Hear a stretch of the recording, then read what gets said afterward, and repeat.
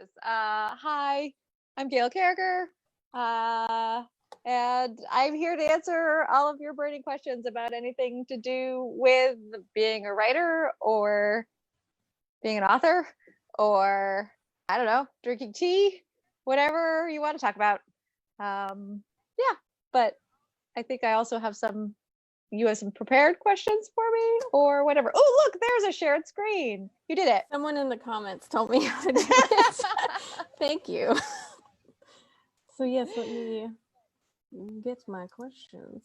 I think the one I personally wanted to know the answer to was, what would Lord Alcaldama's favorite quarantine activity be? Oh God. I don't know, going through his entire wardrobe and just trying everything on, and then probably coordinating parties with all of his drones to go with each outfit, because they'd all be quarantined together, of course. He would not be quarantined alone. Right. Yes, but that would be mine. That would be his. That would be my guess. That sounds good to me. He'd probably be slightly miserable because, if there are no parties going on, there's something for him to do. Right. And I mean, would they very have sad to worry about it? I wonder. Who knows? Who knows? He probably wouldn't, but he'd worry about all of his drones, I think. That's good. And then what's your favorite quarantine activity? Oh, well, I've been learning. So I think a lot of creatives have been like kind of suffering slightly from lack of creativity right now, because I think stress hormones, and there's all sorts of scientific explanations for it. Mm-hmm. Fortunately for me, I've been in a place where I don't have to write anything new just yet. I have a couple of projects in for edits and stuff, so I've been doing that. But I am a scientist by training, and so I like to feel in control. And so when the world feels out of control, I start to make spreadsheets and I start to try and learn like new programs and stuff. So I learned how to do Vellum recently, and that's been my project that's kept me very entertained, and I like it very much. It is a program for taking a Word document and turning it into an ebook. Mm-hmm. And it's very smooth, and it's a really nice program, and it's really fun to work with. So I've been just playing with that, and it's precise, and I like it. I feel like the library has some databases that do that. Not to plug the library, but, we are here to talk about, at least in part, libraries. Right. It's librarian. It's a neat thing, and it is. So I make little like spreadsheets for myself, and then I can like process all of my books through my independent books and check them off and fill them in and make fixes that I've been, I have like 2 typos in books that I've been meaning to correct forever, and I just haven't gotten around to. And so right. Been doing all of that. Sounds entertaining, if nothing else, right? Yes, it is for me. I know it's weird, but that's the kind of thing that entertains me. Organizing things is very entertaining for me. I definitely understand the wanting to be in control while everything's out of control and hectic. Yeah. Well, let's see, is anybody else asking questions? Do you guys have questions? Oh, someone wants to know where your ideas come from. My ass, if I sit on it long enough. Occasionally the shower, especially if I can't possibly get out and write. No, I think the problem that most writers have is a lack of ideas. It's not a lack of ideas; it's too many of them all at once. Generally speaking, when you're halfway through one book, 2 new or 3 or 4 or 100 new great ideas will pop up and want to be written instead of the book, because the new idea is always more exciting. So yeah, I have so many ideas. If you're asking specifically how I come up with like reimagining history and stuff, I like to think of the most improbable solution to any given problem. So, like what is the most unlikely reason that something might have happened in the past, for example, and then I'll try and write that into the book and explain it that way. So that works. Or it makes logical sense to me in a very weird way that only my warped mind tackles, I guess. Someone wants to know, have you been making TikToks? It says you've been making TikToks, and how's the video software experience going for you? I did get on to TikTok. I got onto TikTok because I really loved I discovered Morph, which I really love. And I was like, oh, Morph allows me to like just put a bunch of images together. So it's really just like a baby GIF creator, and then pick fun music to go in the background. So that's mostly what I've been doing with it. I occasionally like post segments of a live to TikTok, but people don't seem to be into those very much. So I've stopped doing that. But yeah, I like video. I mean, video is fun, but I wouldn't say it's like my favorite thing to do. I mean, I'm an author, so by nature I find words and reading and typing more comforting. But the upside of video is like body language is translated in a way that sometimes, like if I'm being sarcastic or silly on a place like Twitter, it doesn't come across properly, even though I'm a writer and I should be able to express myself best that way. Whereas with video, I feel like it always works. It communicates better when it's just something like this, like something informal, like conversation. So yeah, I don't know. I'm not sold on TikTok itself as a platform, but I like it as a kind of vehicle, like the commenter said, for editing video. It works. It's kind of fun. Would you ever learn a TikTok dance? No. Oh, that's fair. No. I am nobody's trained monkey. I don't do any of those things. Okay. No. No, I would. People always ask me to do karaoke too. And for the record, I don't do that either. But I will be your backup dancer if that's what you want. But I'm not going to do someone else's moves. That's kind of like being a DM or something. People want me to do that as well. And I'm like, I'm a writer because I want to write my own rules for the universe. And I want to write my own stories in that universe. I don't want to play by anybody else's rules. That seems to defeat the purpose of being a creative. And so I kind of feel that way about like steps and stuff, that when people do those things on Facebook, I'm like, no, I'll make up my own steps. Thank you very much. So yeah. So I could see a D&D campaign being set in your world and it being really that would be awesome, but I'll do it in my world. No, right. That would be fun, but I have it's not my geekdom. I am a geek girl, but tabletop and RPG and even like LARPing is never been my thing. So, but I mean, people have played mock Parasol verse games at like steampunk conventions and stuff like that, and I'm totally into it. Like, go to, like, have fun. I think it's great. I am a rule bound author in that I like to write rules for my like supernatural characters, like how stratified society is and how rigid society is and stuff. I do like to build those rules for myself to play in. So I think it works for like RPGs pretty well, like because I was like, well, you have these traits, you'll be a vampire. You have these traits, you'd be a werewolf. You have these traits, you'd be a ghost. You know, so on and so forth. So I think it would translate really well and it'd be really fun because I kind of write that way anyway. Does that mean you could tell someone if they would be a werewolf or a vampire? I used to have a quiz, actually. The program I used to create the quiz is gone now. I'd love to be able to predict whether you're like what your supernatural creature is by like what drink of preference you have or something. Like I like arbitrary connections like that. If you're a coffee drinker, you're obviously a werewolf. Whereas if you're a tea drinker, definitely going to be a vampire or something like that. Like I don't know if that's how I would put it.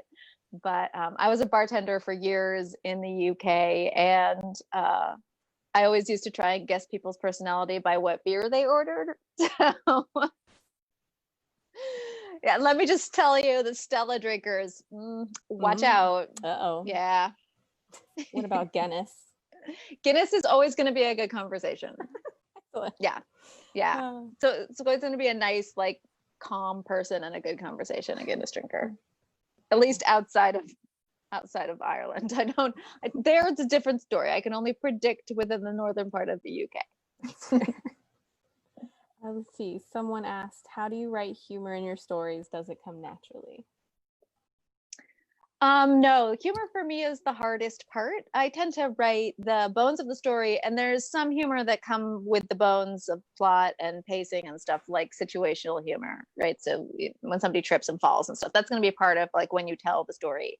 A lot of the other aspects of my humor that I put in, like wordplay, description humor, rule of three, all of those sorts of things are second pass or even third pass edits. So I'll go in and I edit for humor as I'm reworking the whole manuscript after the rough draft is done, to make sure that there's at least something funny on every page. That's what I try and hit. And sometimes the funny is not something that's necessarily going to make all of my readers laugh, but that's because I try to hit different kinds of humor as well. Yeah, and then sometimes I mean lately I've been relaxing on some of my books because I've been letting myself get a little bit more serious with some of the stories and tackle sort of some deeper topics, but eventually a scene will rear its ugly head that will just have to be funny and there's nothing I can do about it. So sometimes I'm just forced upon me by the characters. And that's the other trick for me, is throwing a character who's innately funny, like Lord Akaldama, to come in.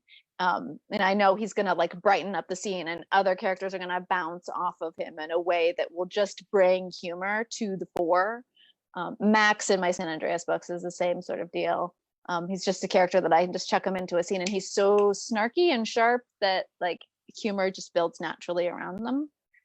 So, but it is, aside from the instances where it's naturally a part of the plot, or I'm just using a character who I'm very familiar with who works for it, most of the time humor's a lot harder than people think. I have a big post-it note next to my computer that says, Gail, don't lose the funny. Yeah, because it's easy to drift off of it. Yeah, I think your books are the first ones that ever made me personally laugh out loud while reading. That's great. I'm so honored. That's I always tell people will complain to me that I embarrass them because I make them laugh in public or on public transport or on a plane or something. And I was like, that is the highest compliment that you can give an author, that she embarrassed you in public and that she kept you up all night. Who could ask for more? Right. Let's see. Someone asked, with especially the Prudence series, you're doing a lot of expanding your world to connect with other cultures. Does any of that come from or relate to your work as an archaeologist? Most of it. I tend to not take with very few exceptions, I tend to not take my characters to places that I haven't traveled to. And at least until 10 years ago when I became a full-time author, most of that travel was because of archaeology. So, I mean, there have been exceptions, like Japan. I've never been to Japan. And so I hired a sensitivity reader for that book that's Reticence, the last Custer Protocol book, because I wanted to make sure that I got everything correct. So I had a friend of a friend of a friend contact somebody. So it's set during Meiji Restoration time period. So I had a Meiji Restoration retired historian take a look at that one to make sure. And I was like, I'm sorry, it's in English, and I'm sorry that it is steampunk. Do you know what steampunk is? Do you know what alternate history is? We had to have a whole conversation ahead of time. I was like, this is not historical. But he was great. He was very thorough, and he checked it over and stuff. But that's, I'm still a little nervous about that. I think there's something about when you travel to another land, even if you're not traveling to the time period that I'm writing in, you get this sort of sense of like the way the light is and the way the air smells, even though it's it's modern times, so there's diesel in the air and stuff, but just you get a feeling for a place by traveling there that you can't really get, not even in these days of Google Maps and stuff.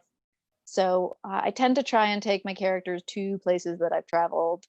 And occasionally, as I did with Singapore, you accidentally promise a head of state that you're going to put their country in your book. And then you have to write it into one of their books. Singapore is at the beginning of Competence because of that, which is the third Custer book.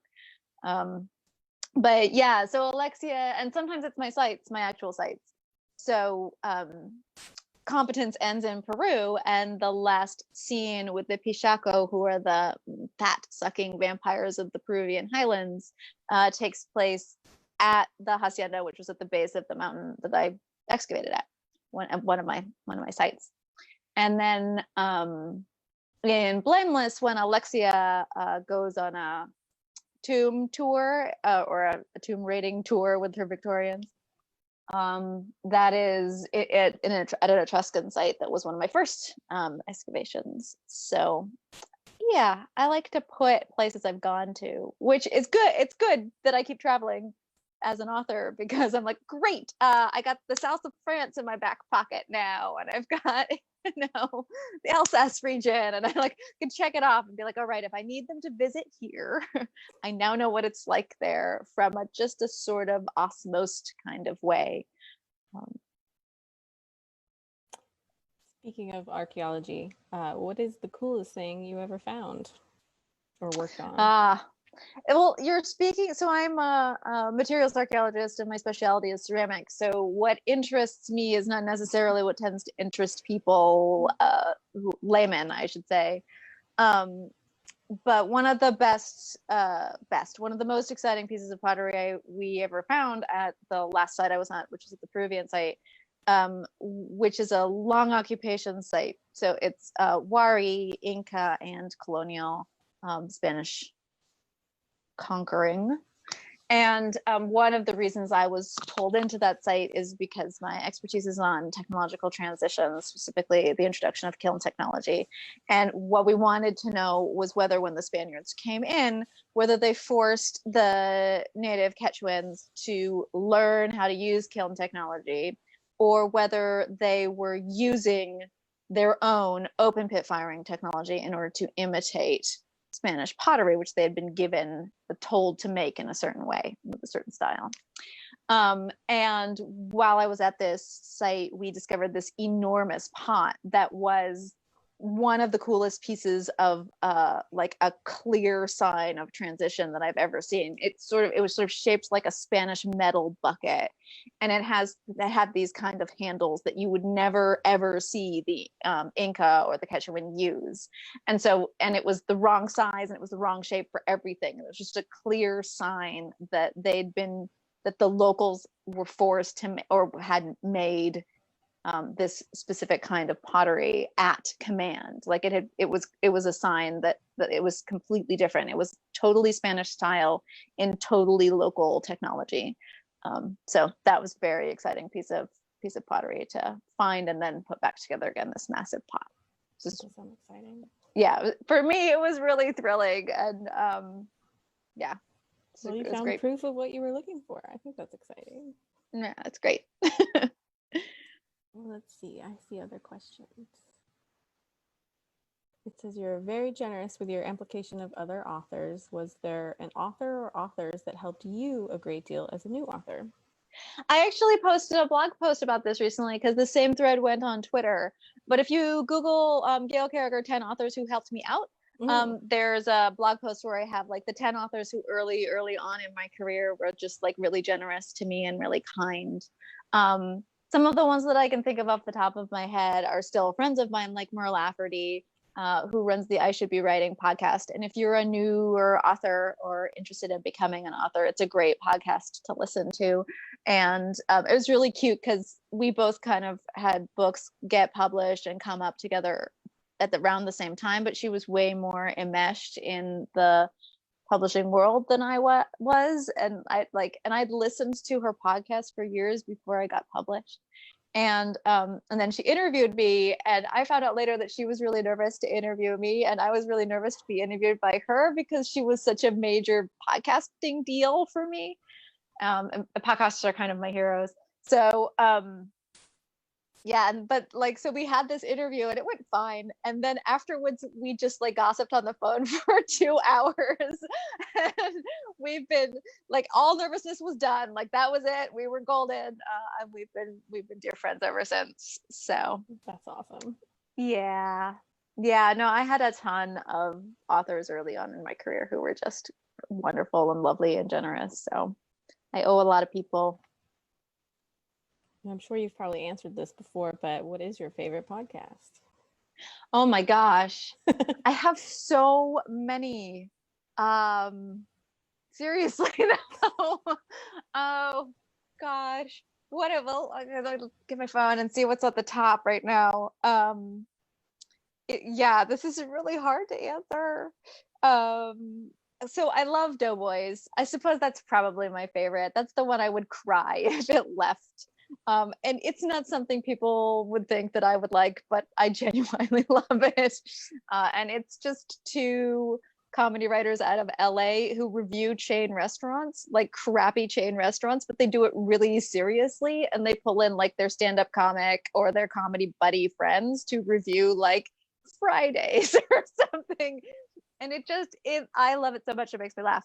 So yeah, I listen to and love a lot of stand-up comedy. My partner got me into it, but I've really embraced it, especially since I'm a comedy author. So I like the tools of their trade is tangential to mine, and I just love listening and to stand-up comedy and hearing them, especially their ability to yes and their ability to be clever off the cuff. I think is so cool.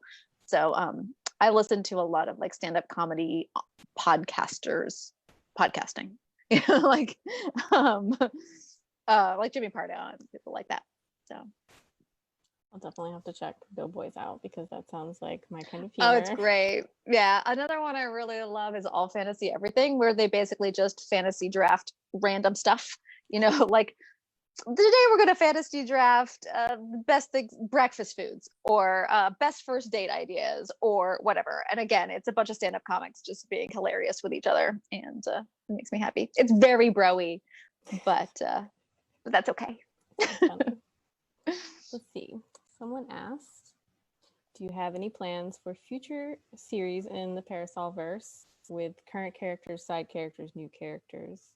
And they think the novellas are delightful, but she wants more.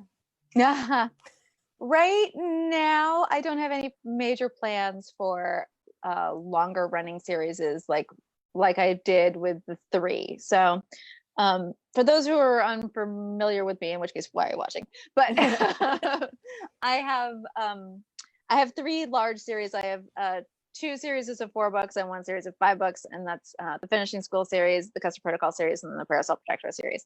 And those essentially follow either one main character or a group of main characters through a somewhat ongoing story arc. More ongoing in some of them than others, I suppose. Those were all traditionally published, so I read them for one of the big 5 publishers in New York. And if I were to write a series again in the Parasolverse, I would probably only pick up and do it for my publisher again. And right now, that seems unlikely. I'm a little disappointed in New York these days, and I'd like to see some systemic changes, shall we say, in the way they do their business practices before I really do much with them again. So yeah, mostly the novellas. They're linked in ways that aren't really clear yet. So don't worry, they all get linked up eventually. And I have branched in, so those who are very clever have noticed that the last novella wasn't really a novella, it was actually a novel length. So I'm allowing myself to write sort of longer stuff, but it is mostly standalone.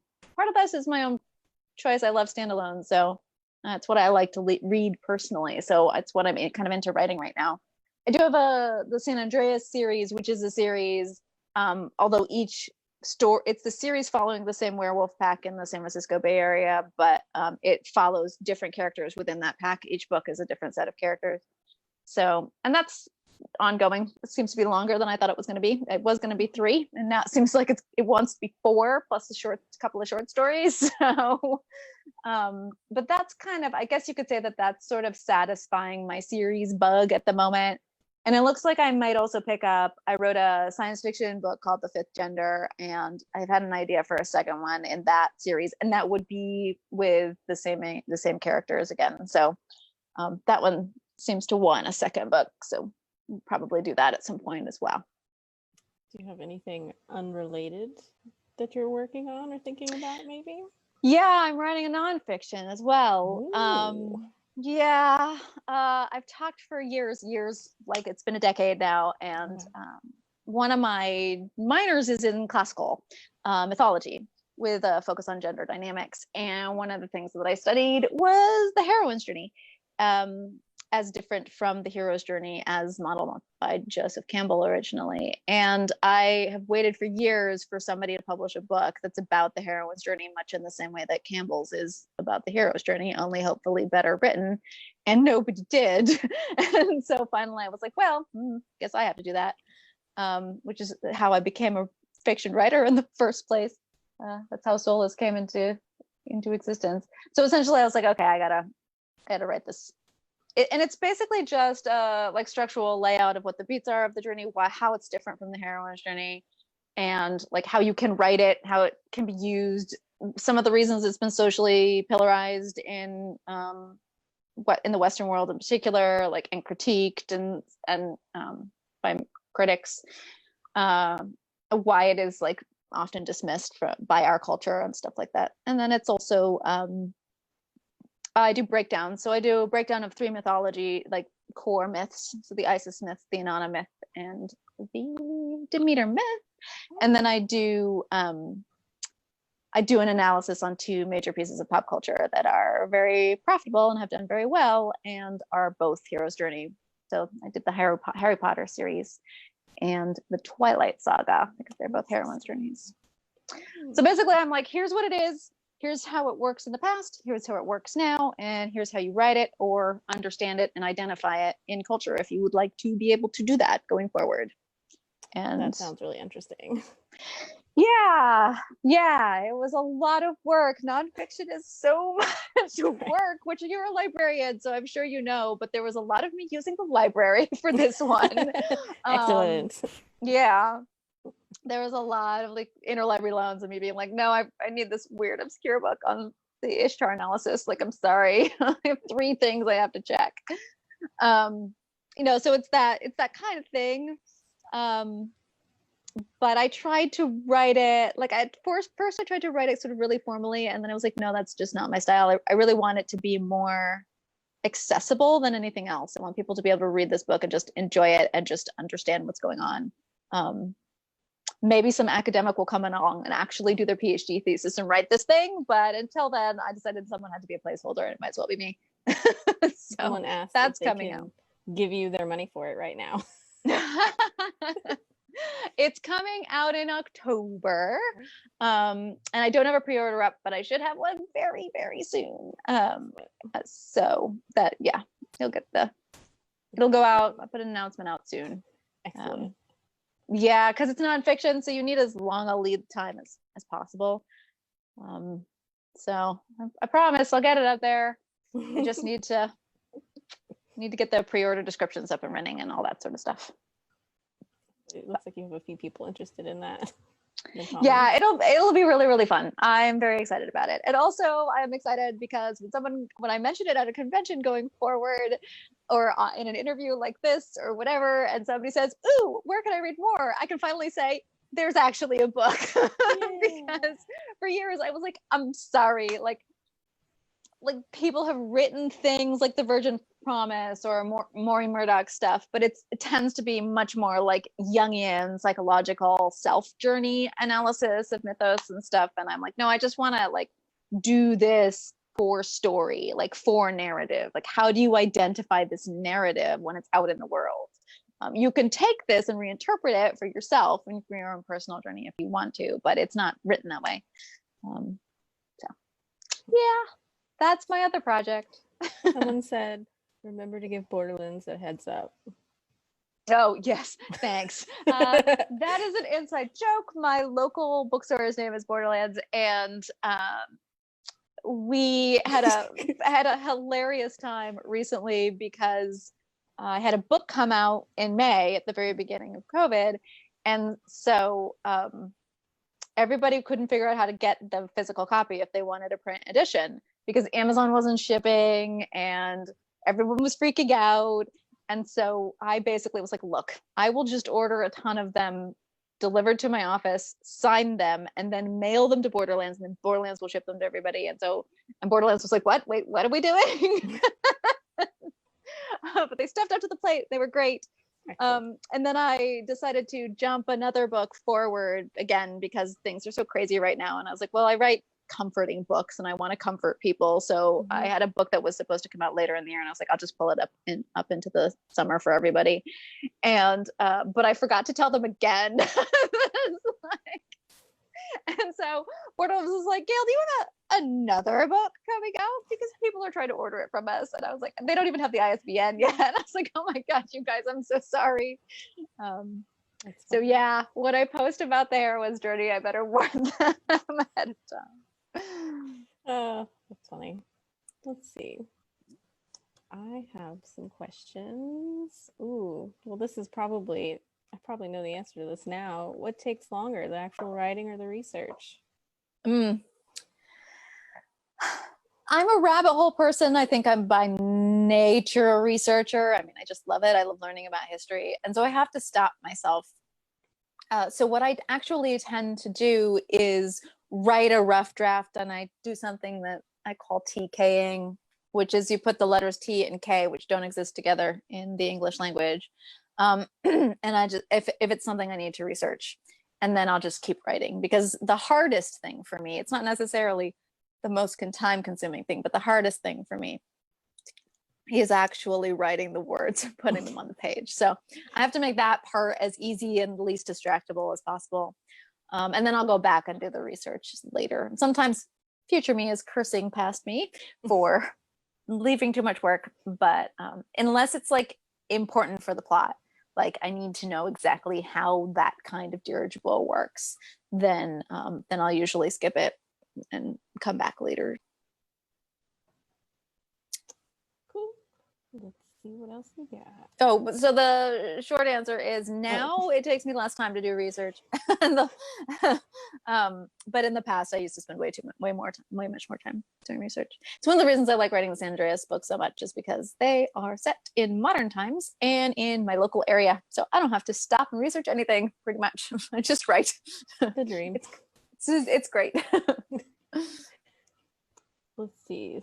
Someone I work with wanted me to ask you what your favorite supernatural creature is that shows up in your books. Oh, well, I'm a real huge fan of shifters. So I love the idea of shifting shape into another form, and so that is something that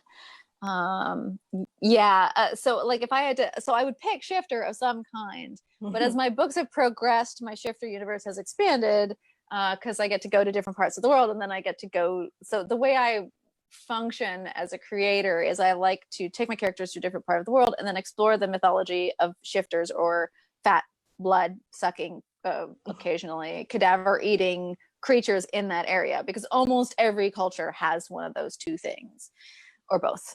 And so like, you know, if you go up into Ireland, or to Scotland, you play around the Selkie, right? If you go over to Greece, you can have fun with sirens and mermaids. So like, I like to like do that sort of thing. And so I really loved playing with the Kitsune, who are in the final Custer Protocol book, Reticence, because they go to Japan. So I played a lot with the nine-tail fox spirit types of mythos. And then one of the conceits of the San Andreas books is that basically not only all queer people end up in the Bay Area, but all like disassociated shifters end up in the Bay Area as well. It's kind of where all of the lost souls ended up. And so there's a gay werewolf pack, which is sort of the center of my story there, but they keep incorporating other shifters into the pack. They sort of steal them in. And the actual specific shifter that I would want to be shows up in the next book in that series, which comes out in August. But I'm not going to tell you, because you have to read the book to find out, but you can probably guess the moment that you meet him that like that is the shifter that if I could shift, that's what I would want to shift it to. All right. So read to find the answer. Yes, it's the Enforcer Enigma is that one. All right. And then did you always know that you were going to spread out from vampires and werewolves to include other things? Yeah. So when I originally wrote Soulless, I thought Soulless was going to be a standalone prequel to the Custer Protocol series. I always had the Custer Protocol series in my head. Writing Rue and the Meta-Naturals was always kind of more what I wanted to do. So what I had intended was to write Soulless and then to write a series with Prudence, but like there was always the possibility that that was going to be a much bigger series, so that would be, you know, like Dresden Files or something, you know, 12 books or what have you. And then I was like, no, I'm not that kind of author. I don't like writing that many books in a series, and I hate reading it. So so axed that idea. But when I was signing the contract for Soulless, they were like, no, we want a whole series with these characters. And I was like, but it ended.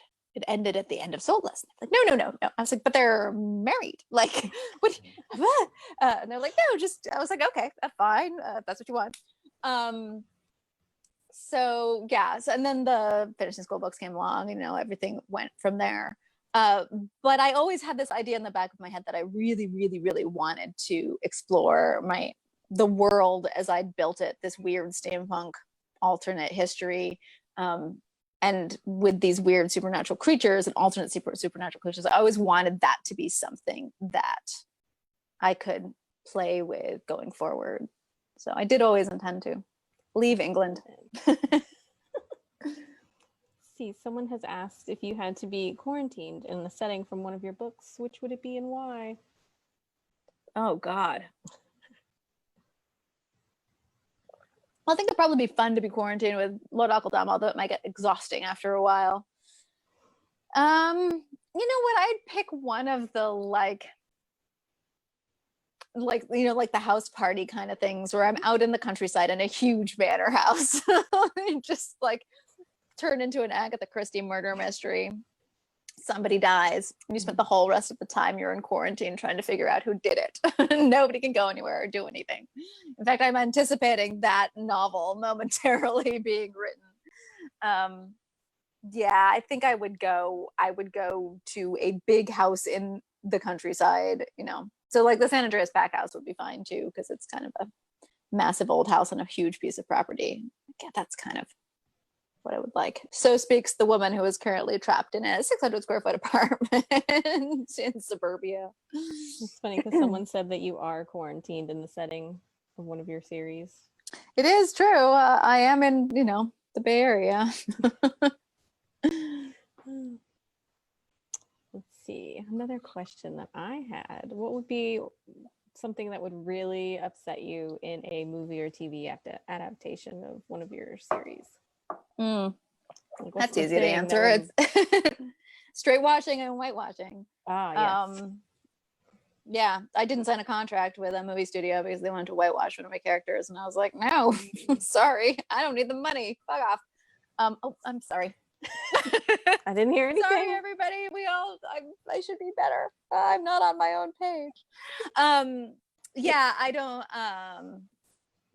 That's pretty much where I draw the line. Like, I don't even mind. You know, there was some discussion. I've been optioned and unoptioned and optioned and unoptioned a couple of times now, and you know, I don't even mind if you wanted to change, like, you know, like the location, like putting it in Edwardian or Victorian era Boston or something, if you didn't want to have to deal with the accents or the, you know, like that kind of thing doesn't bother me. I wouldn't mind age, like bending, you know, but I think I'd be pretty upset if, yeah, I mean, I would probably be pretty public about being pretty upset if they did something like that. Right. That makes sense. Let's see if anyone else has asked any questions. Let's see. Yes. The age-old question. What's your best advice for aspiring writers?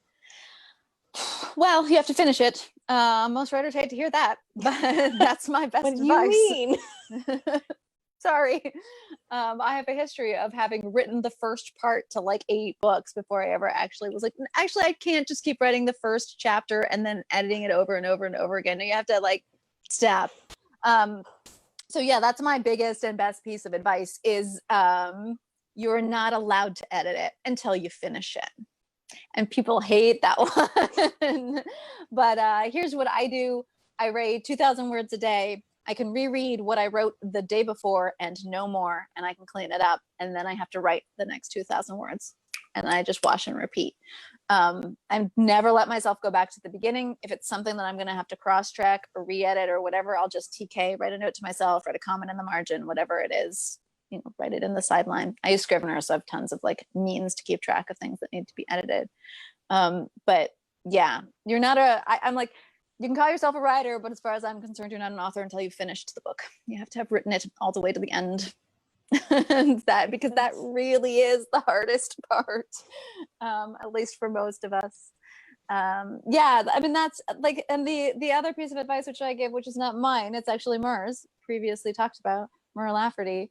She says you have to be kind to yourself, and you have to give yourself permission to suck, because we all suck. The first draft always sucks. It always does. But that's the secret, right? No one else ever has to read that first draft. You don't have to show it to anybody, and you can always fix it later.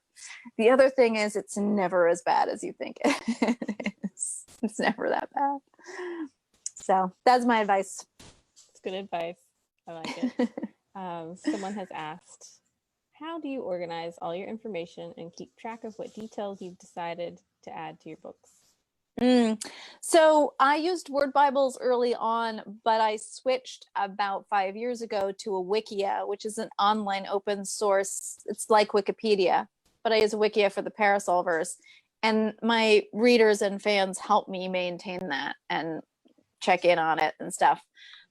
Because I have 25 books in my series now, plus the San Andreas books. And so like just keeping track of all the characters, and like something as simple as if I used that name before, because of so many interweaving plot threads that if I accidentally use the same name more than once, which I did with the name Eustace, then all of my fans think there's a connection between them, because it usually is with me. I'm usually am being cheeky, but sometimes I just make a mistake. So I have to be really, really careful. So I basically have a digitalized World Bible that's interactive and open source so that everybody can help me with it. I will just ask my fans sometimes if it's not a spoiler. I'll just be like, hey, you guys, did I do this somewhere? Is this character, do you remember who this is? I have a fan group on Facebook, but I also have a spoiler group, which isn't mine. Someone else started it, but I will bop into there because they're better at speculating. So I'll ask, or they're like, they don't care if I spoil something for them. So I've occasionally asked them, and then I have a group of 4 incredibly dedicated beta readers who save me on multiple occasions, and so they read my book one after another before it gets published. Anything I write that's set in my universe, because they're just, and most of their work is continuity checking and character checking and cross checking to make sure that like I haven't said something. Somebody has green eyes in one book and then that they have blue eyes in the next book. So, yeah. It's good to know. I would have never thought about asking the fans, but that's smart because they know, because they reread your stuff probably more than you do. Yeah, way more than I do. Yeah. So they're my best resource. Let's see. This is just a silly question. Have you ever tried to give your cat catnip tea? No, never even occurred to me. She is a nip cat. I've had multiple cats that just catnip didn't do anything. But my latest cat, who's sitting here squinting at me happily, she is a catnip cat. But no, I've never thought of doing that. Don't know how she would react. She'd be excited, probably. Well, she tries to roll in catnip, so like catnip tea might be accidentally prone. You can knock it over and try and roll in it. That's true. That's true. Ooh, I have another question, and then I won't keep you forever. So whenever, let's see what this one is. Which of your book characters would you say is the most like you, and which would you say is your alter ego? I get this one a lot, and I'm gonna use the cop-out answer, which is for people who know me, many of my characters are me. And not over all of them are the same gender that I am. So Alexia is more like my mother, and Sophronia for main characters, and Sophronia is more like me when I was in high school. That's how I wrote her. I basically just took myself back to high school and tried to recreate that feeling when I was writing the finishing school books, those because they're young adult. Tried to remember what it was like to be one. Prudence is quite a bit like I was in college, that kind of like, oh, let's do the thing and get in trouble and worry about it later. But I'm way less reverent now. So, I mean, I have Alexia's practicality. That's a lot of me-ishness and that sort of like deadpan thing. But yeah, there's bits of me in a lot of my characters. I kind of write the character that's it's a bit of me I want to explore, and I include like Prussia in that category, right? Like I think all of us have evil in us as well. For those who don't know, Prussia is my like real nasty assassin character, who I was like, oh, I want to redeem her. Let's give her a romance. See what happens. So yeah, I mean, there's even some of Dimity in me, and Dimity's book just came out. She's mostly based off of Best Friend, but like I think we all have our frivolous moments. There's Ivy and me. Ivy's hats are my hats. I love weird Victorian hats. So I mean, not all of them, obviously, but several of her hats are hats that I actually made and own and wore for the Dickens Fair because I love a crazy hat. So like I just think there's a significant part of me in a lot of my characters. But I don't know if I could confidently say which one is the most. I think Lord Akaldama is the most my subconscious. He seems to come in whenever I need him, and he always seems to know more about what's going on in my universe than I do. So I tend to let him like say whatever he wants to say because he seems to be an instrument of my subconscious being like, this is a plot point and you might not need it in this book, but you're going to need it about 4 books down the way. And I'm like, okay, you do that. Sure. I'll have this conversation happen on the page. Sounds good. So before I let you go, is there anything you want to plug your new book or anything other than your upcoming nonfiction we just talked about? the Heroine's Journey. Sure. My latest one is Defy or Defend, which is, if you're a fan of Stella Gibbons, it's basically a retelling of Coal Comfort Farm, but set in a Victorian hive where the hive is going to goth. It's going badly to goth, which means they are wearing too much velvet, and everybody's lives are in danger when vampires stop wearing color. And so the Home Office in London sends their most sparkly spy in to brighten things up and give the whole hive a makeover. And that's our main character, Dimity. And hijinks ensue. And it is very silly and ridiculous and funny, and hopefully it will cheer you up. And I really don't think you have to have read anything else. I think it stands alone pretty well. So you don't have to have read any of those other 25 books of mine. Sounds wonderful. I'm still waiting on my copy from the library, but Oh, soon. And then my new book will come out August 1st, and that's the Enforcer Enigma, and that is one of the San Andreas books. So it is my crazy, queer, gay, insane pack of werewolves. Again, getting up to hijinks in the Bay Area, and in their case, there's a country music star with a hidden agenda and a bunch of sulky mafia mob in town getting into trouble that they have to deal with. So the sulky are, of course, in charge of offshore accounts. So of course. Makes sense. And on that note, thank you very much for being here. I appreciate it. Thank you so much for hosting. I appreciate you having me. Yeah, and then I guess good night, everybody. Good night, Gail. Good night, everyone. Bye.